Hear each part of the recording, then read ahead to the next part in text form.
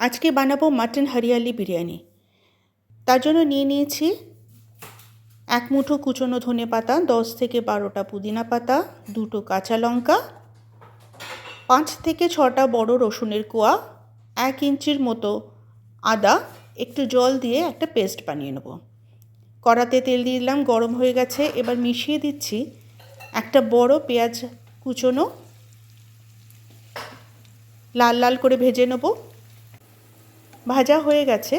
এবার এটা দিয়ে দেবো একটা টিস্যু পেপারের উপর, যাতে এক্সট্রা অয়েলটা সোক করে নেয়। নিয়ে নিয়েছি 300 গ্রামের মতো মাটন, 2 চামচের মতো দই মিশিয়ে দিলাম, আন্দাজ মতো নুন দিয়ে ভালো করে মেখে 1.5 থেকে 2 ঘন্টা আমি ম্যারিনেট করে নেব। কড়াতে ঘি দিয়ে দিলাম,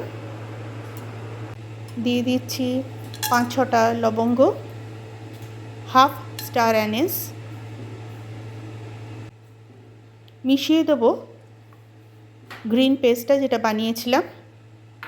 গরমকালে বিরিয়ানি খেতে ইচ্ছে করছে কিন্তু ভয় খাচ্ছেন না, রিচ হয়ে যাবে, এরকম একটা বিরিয়ানি বাড়িতে বানিয়ে নিন। ভীষণ টেস্টি এবং এটা হেলদিও। একটু কষা কষা হয়ে গেছে। এবার মিশিয়ে দেবো মিডিয়াম সাইজের একটা টমেটো বাটা, ভালো করে কষিয়ে নিচ্ছি। কষা হয়ে গেছে। এবার মিশিয়ে দেবো আন্দাজ মতো নুন, 1 চা চামচ ধনের গুঁড়ো, 1 চা চামচ যে কোনো ভালো কোম্পানির বিরিয়ানি মশলা মিশিয়ে নিচ্ছি। ম্যারিনেট করা মাটনটা দিয়ে দিলাম, ভালো করে মিশিয়ে দেবো। এবার একটা ঢাকনা দিয়ে 10 মিনিট রেখে দেবো কম আঁচেতে।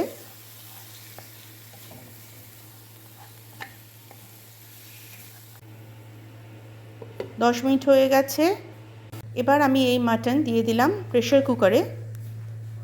1 কাপ জল, গরম জল অবশ্যই, দিয়ে 5 থেকে 6টা সিটি দিয়ে নিয়েছি। জল যদি বেশি মনে হয় তাহলে একটু আঁচটা বাড়িয়ে জলটা কমিয়ে নেবেন। বাসমতি চাল ভালো করে ধুয়ে 1 চা চামচ নুন, 1 চা চামচ বিরিয়ানি মশলা দিয়ে 1 ঘন্টা ভিজিয়ে রেখেছিলাম। ভাত বানিয়ে নিয়েছি। যে ভাতটা বানিয়েছিলাম তার অর্ধেকটা পোর্শন নিয়ে কড়াই দিয়ে দিলাম। ওপর থেকে দিয়ে দিলাম মাটন কষাটা। এবার দিয়ে দেবো যে অর্ধেক রাইসটা রয়েছে সেটা ওপর থেকে ভালো করে ওপর থেকে ছড়িয়ে দিচ্ছি। ওপর থেকে ছড়িয়ে দেবো বিরিস্তা বা যে পেঁয়াজটা ভেজে রেখেছিলাম সেটা।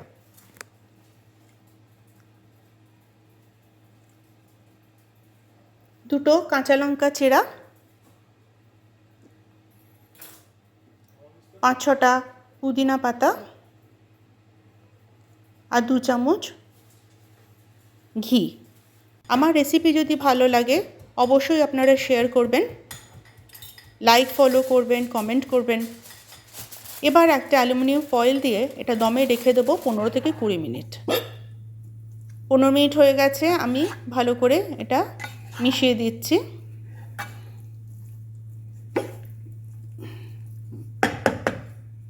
সার্ভ করে দেবো